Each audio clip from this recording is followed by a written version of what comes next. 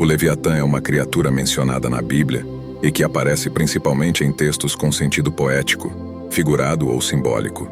Os estudiosos divergem sobre o significado dessa palavra, bem como sobre a melhor maneira de entender o que é o Leviatã na Bíblia. Leviatã é a transliteração da palavra hebraica Leviatã, e que possui origem indefinida. Geralmente entende-se que Leviatã significa monstro marinho, dragão ou grande réptil aquático. Muitas versões traduzem o termo Leviatã como sendo crocodilo. No entanto, a descrição do Leviatã registrada pelo escritor de Jó parece não indicar um crocodilo, a menos que se entenda que o texto poético utiliza o recurso da hipérbole.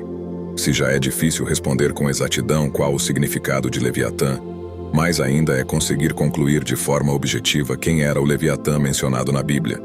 Isso porque a palavra Leviatã aparece em 5 passagens do Antigo Testamento, e nem sempre com o mesmo sentido, ou seja, em algumas passagens seu uso parece ser simbólico ou metafórico, enquanto em outras parece fazer referências a uma criatura literal.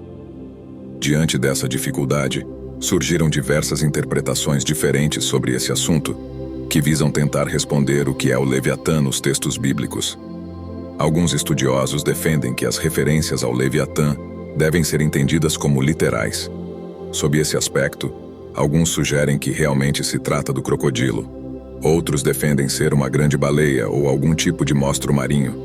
E outros, um animal já extinto, talvez um dinossauro. O Salmo 104, verso 26, menciona o Leviatã num contexto que parece ser definitivamente literal, ao afirmar que Deus criou o mar para que inúmeros seres, grandes e pequenos, incluindo o Leviatã, pudessem habitar. Ou seja, nesse texto, o Leviatã é descrito como sendo uma criatura criada por Deus. Dessa forma, não há dúvida que o Leviatã pode se referir a um animal literal. Alguns estudiosos também argumentam que o Leviatã de Jó 41 deve ser entendido dessa mesma maneira. Agora, a pergunta que deve ser feita é: qual seria esse animal? Embora a palavra crocodilo apareça em algumas traduções, pelo que é dito nas 2 passagens mencionadas acima, dificilmente o Leviatã seja uma menção ao crocodilo, a menos que, como já dissemos, ocorra o uso de hipérbole. Caso seja, de fato, o crocodilo, talvez os autores bíblicos então estavam se referindo a AOS crocodilos do Nilo. O texto de Jó descreve o Leviatã como sendo uma criatura muito grande, que possui uma força descomunal, com uma pele extremamente resistente e que expelia fogo de sua boca. Com base nessa descrição, alguns intérpretes sugerem que o Leviatã fosse um tipo de dinossauro marinho. Sobre o fato de ele cuspir fogo, alguns também recorrem a estudos que levantam a possibilidade de algumas espécies de dinossauros terem tido a capacidade de armazenar um composto químico inflamável que era expelido como um mecanismo de defesa, talvez algo semelhante ao besouro bombardeiro. O Leviatã é um demônio?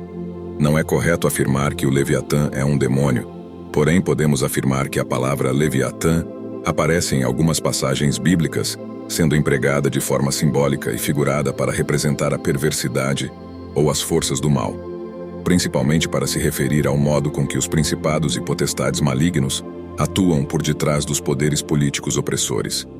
Sob esse aspecto, o hebraico Leviatã não é o único termo utilizado, há também outros como, por exemplo, os hebraicos Rahab e Tanim.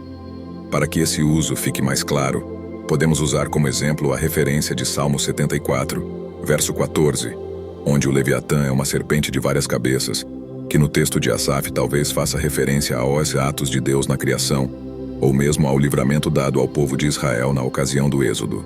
O profeta Ezequiel também utilizou o hebraico Taniim, que também pode ser traduzido como monstro do mar, ou crocodilo, como referência simbólica ao Egito e seu faraó, Ezequiel capítulo 29.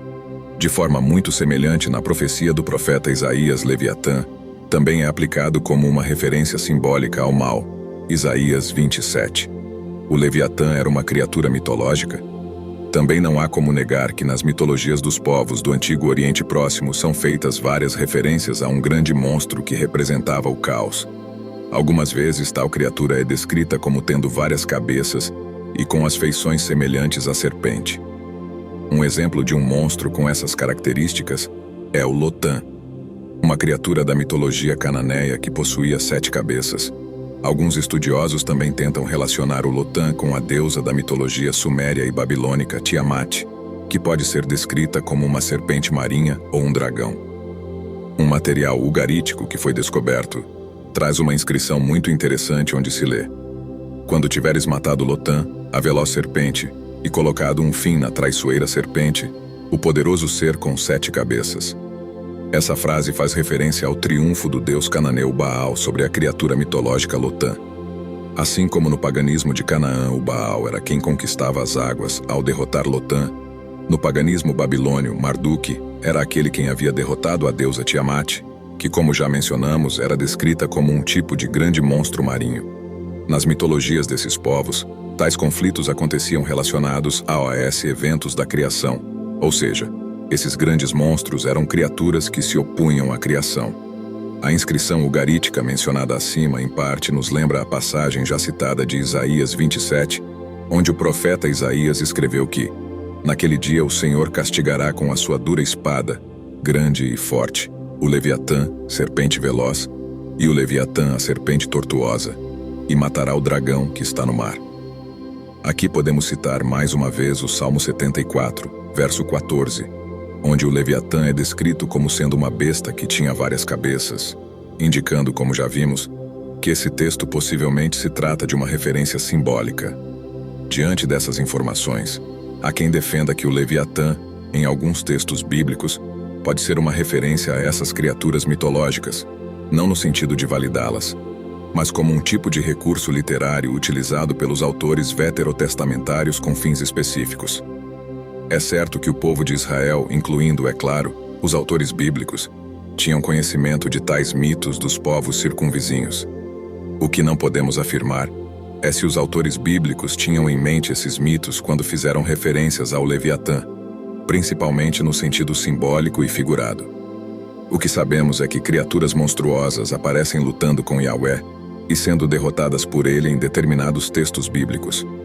Assim, se os autores bíblicos realmente tinham em mente os mitos comuns aos povos do Mediterrâneo, quando fizeram tais referências, eles tinham o objetivo de demonstrar que o Deus de Israel é superior a todos os falsos deuses pagãos cultuados no politeísmo daquelas nações gentílicas. Se esse for o caso, isso não deve, de forma alguma, ser entendido como uma afronta à inspiração, à inerrância e à infalibilidade das Escrituras como a palavra de Deus.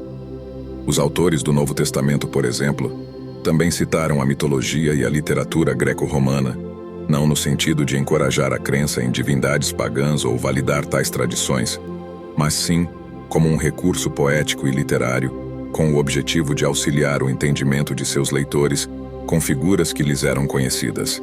Esse é o caso de quando o apóstolo Pedro mencionou o Tártarus, 2 Pedro, capítulo 2, verso 4. Portanto, se Leviatã é, em algum desses textos, uma referência a qualquer mito pagão como um representante do mal, seu significado deve ser entendido como enfatizando a soberania do Deus Todo-Poderoso, tanto na criação quanto na consumação escatológica de todas as coisas. Assim, não foi Baal ou Marduk que criaram o universo e derrotaram Leviatã, mas o Deus Todo-Poderoso, o Criador de todas as coisas que julga as nações e seus falsos deuses. Se você gostou de nosso conteúdo, se inscreva, deixe seu like e compartilhe, sendo um canal de bênção na vida de muitas pessoas. Deus te abençoe.